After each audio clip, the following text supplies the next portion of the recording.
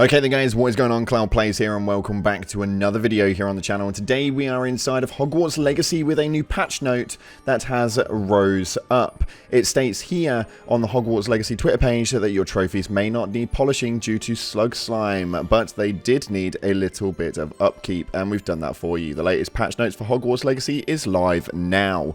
But before we dive into that, if you'd be so kind to smash that beautiful blue thumbs up and subscribe with post notifications turned on, it'd be greatly appreciated. Now with that being said, let's dive in to the new build version with the patch notes. So the developer note for this is this patch addresses overall gameplay experience and stability improvements. Some of these things will involve a lot of general gameplay stuff such as UI, the save game and general performance, and a few miscellaneous that we're going to dive into as well. What they have done for missions, though, they've resolved the player can permanently lock themselves out of a conversation with Natsai after using a manual saving during a mission. They've also resolved Avatar being able to unlock the talent menu during a mission after reloading a manual, and they've resolved the Percival Rackham's trial not being able to be completed, causing a progression blocker. They've also had optimization triggering multiple autosave requests. So some really good little mission changes right there. For doors, they've resolved visual issues of doors of the vault looking open from a distance, and they've also resolved the avatar falling from the balcony when using prompt to open the door away from it. As far as cinematics go, though, they've resolved an issue with the avatar and companion NPCs in cinematics having their wands swapped for a generic one, which would be a little bit frustrating considering how much you have to go to actually make sure that it looks really freaking cool. On top of that, they've resolved Fig flickering away at the end of the first cinematic, which is quite funny. We've seen that a few times. And they've resolved characters using generic NPC wands instead of their unique wands overall. Some really small changes, but some good ones nonetheless. On top of that, for the NPCs, they've resolved student NPCs standing in air in the courtyard after completing the tour with Everett Clopton. And for the avatar itself, they've resolved the avatar's robe moving unnaturally while drinking the potion if they are created immediately after making a manual save on another character's slot. A little bit of a mouthful with that one, but again, nonetheless, small issues, but they have been resolved after all. VFX, they've resolved Professor Hecat's apparent VFX is missing during a scripted event. And as far as achievements and trophies, they've resolved allow known collection items to count correctly towards proper achievements. And they've also resolved Gregorian Goblet of Firefield guide pages now not showing complete after the latest patch. As an overall, some again minuscule changes, but they have made some changes to the UI which are relatively interesting, such as they've updated the localization overlapping issues related to the location names. They've resolved the quest tracking icon remaining on the map and minimap after the quest is complete. Other things such as resolved the opening of the map has a chance in soft locking the game, which it would be extremely frustrating.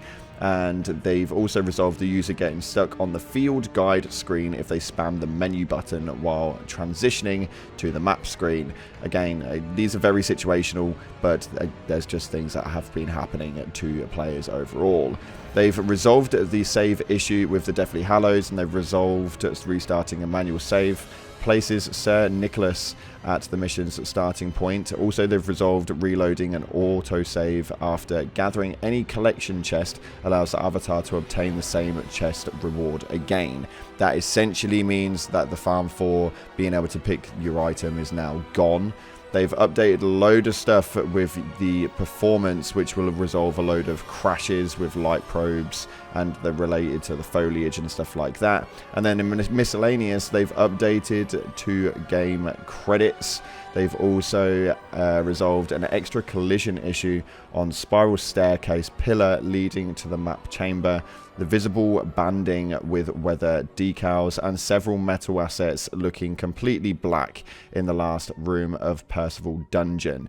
This is a very small one, but these patches have been made for the PS4 and for the Xbox One, and although this is something which a lot of us are not really too impressed about, I think that this is something something that we really need to kind of take a bit of a note on. At the moment, we are all hoping for DLCs and updates and all of this good stuff. The likelihood of that showing up, though, is looking to be quite slim. And the main reason for that is because they're still fine-tuning a lot of things with patch notes and updates and really, really niggling out the little bits that really nobody actually cares about too much, whilst still working on the port for the Switch at the same time, which has just recently been delayed to November. So the likelihood is we're not going to hear anything on Hogwarts Legacy again for a very long time to come. This is disappointing and a little bit upsetting, but it does mean that we are going to have a few updates and patch note changes for the future months. Until November comes and the Switch port releases, we're likely to hear nothing until early next year, and that's if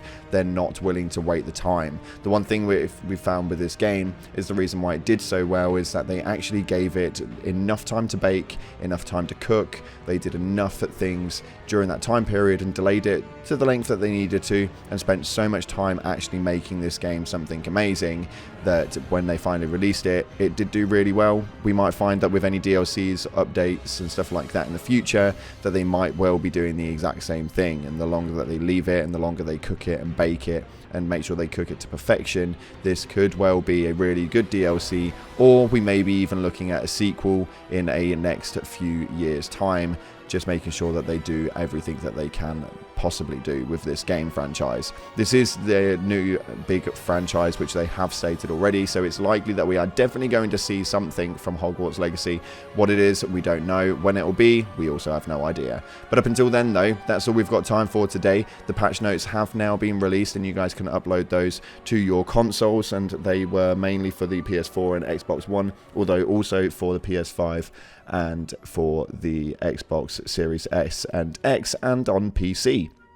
So make sure you guys go ahead and update those if you haven't already. It has been out for a couple of days now, but we have been gone for a little while. If you guys have got this far, then evidently you're a fan of the channel, and this has been something that we've kind of held off for about a month now. I took a bit of a break away from the scene, and I am now back in full swing. We've got loads of Diablo coming your way and loads of new content coming, but we wanted to put this video up just as a big hello and a thank you for everything that you guys have done. We're now going to be starting some bustling work inside of the YouTube scene and bringing Diablo to the forefront and seeing what else it is that they bring for games in the year. Thank you so much again for watching, guys. I appreciate all of your faces. If you haven't already, make sure you're smashing that beautiful blue thumbs up and subscribe with post notifications turned on. I appreciate you all, and as always, up until the next time, I'll see you in the clouds.